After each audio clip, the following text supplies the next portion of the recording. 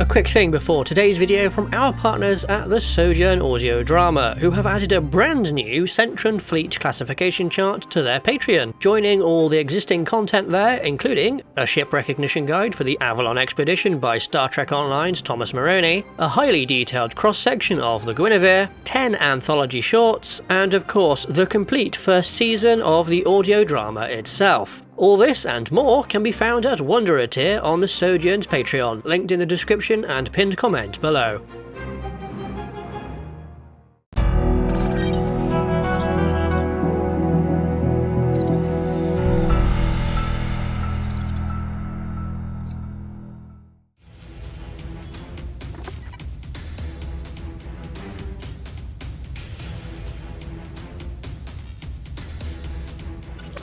Hello everybody and welcome back to Spacedock. I'm Hujiwana and today we're doing a breakdown of the aerial Arsenal ships from Ace Combat 7, better known as the Arsenal Birds. This pair of enormous unmanned aerial vehicle carriers, named Liberty and Justice, ceaselessly patrolled a 1,200 square kilometre perimeter around the International Space Elevator, also known as the Lighthouse. The two huge aircraft were meant to protect it against any and all potential attacks, as the large structure was an obvious target and because it was integrated into their design. While they were generally autonomous thanks to an onboard artificial intelligence, they could also be tasked to other operations by control systems on the ground or in the air, though one of the two always remained in defensive range of the elevator. Propelling these 1,100 meter wide flying wings was a set of 8 enormous electrically powered contra-rotating pusher propellers, all of which had a limited self-repair and restart function. The two closest to the center of the craft, on what could almost be considered its fuselage, were far larger and provided the bulk of thrust for the vehicle. Descending from the nacelles that shrouded these central engines were large, downward-facing vertical stabilizers. Further control surfaces were situated along the trailing edges of the wings in the form of numerous elevons, whose feather-like appearance contributed greatly to the bird-like visage of the craft.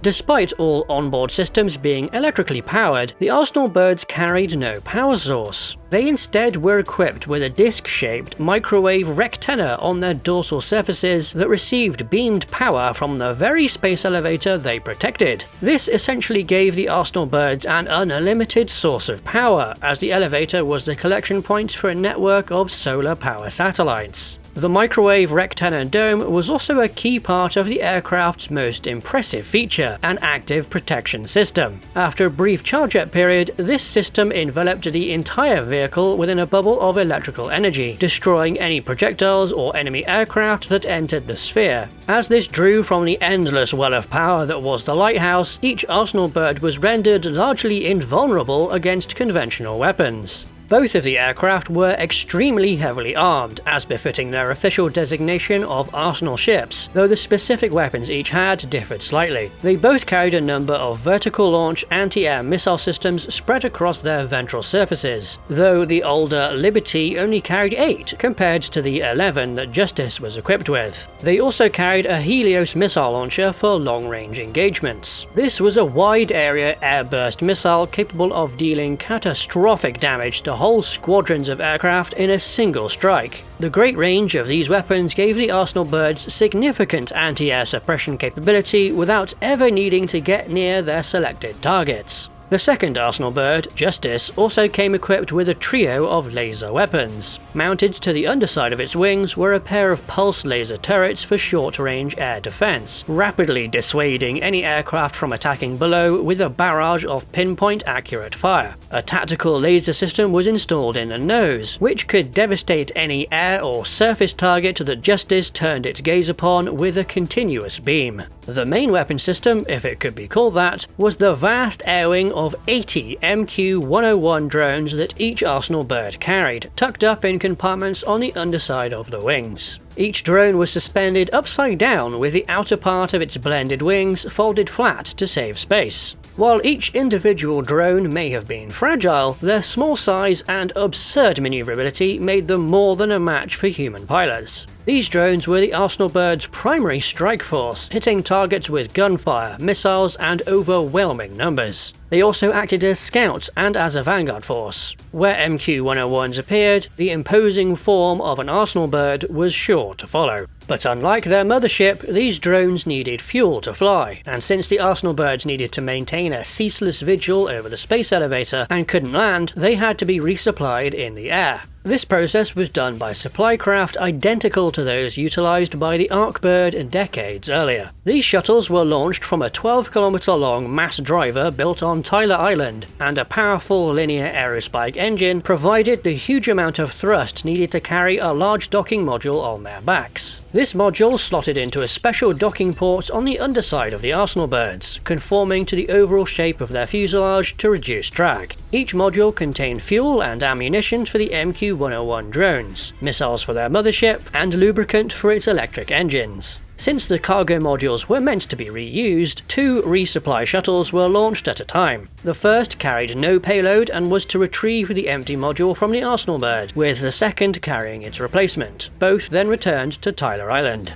It was here that the enormous aerial carriers were first put together and launched, using the very same mass driver that would go on to be used for the supply shuttles. However, their huge size and 100,000-ton unloaded weight meant that additional solid rocket boosters were needed to get them airborne. Liberty, the first of the 2 great birds, underwent an extensive period of testing, where the viability of the MQ-101 launch and retrieval system was checked, as well as the ability to safely rearm and resupply. It was joined 3 months later by Justice, the full production model featuring additional armaments.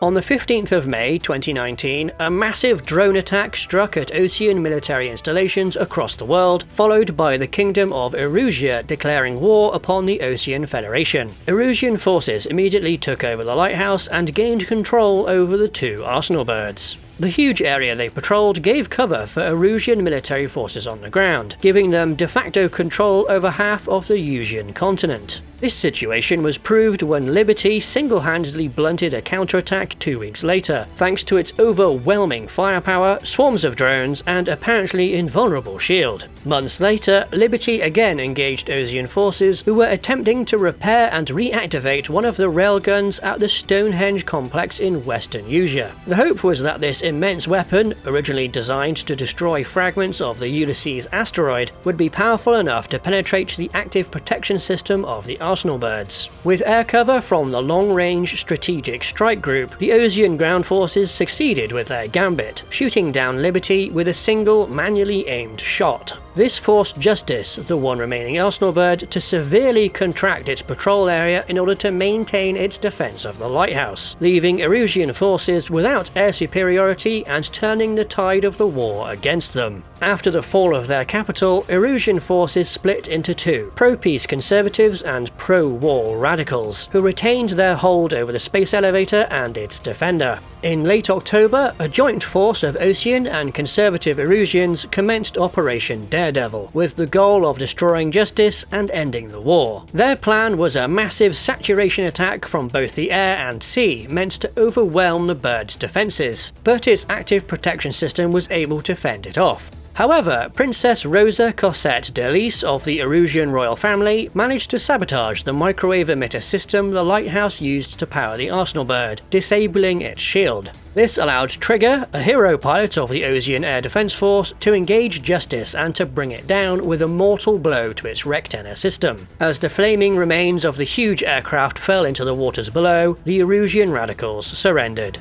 The Arsenal Birds represented a bold step in the long lineage of flying superweapons, integrating drone technology and an endless power source into the aerial aircraft carrier concept. But rather than ensuring an age of peace, they played a key role in a brief but devastating war that raged over the continent of Eusia, so they were not rebuilt. Instead, the defense of the lighthouse fell to a newly formed peacekeeping task force. You can support Spacedock by joining our Patreon, where you can get our frigate and spacefighter design reference books. Alternatively, you can support us directly through YouTube by becoming a channel member. Thanks to our supporters, and thank you for watching.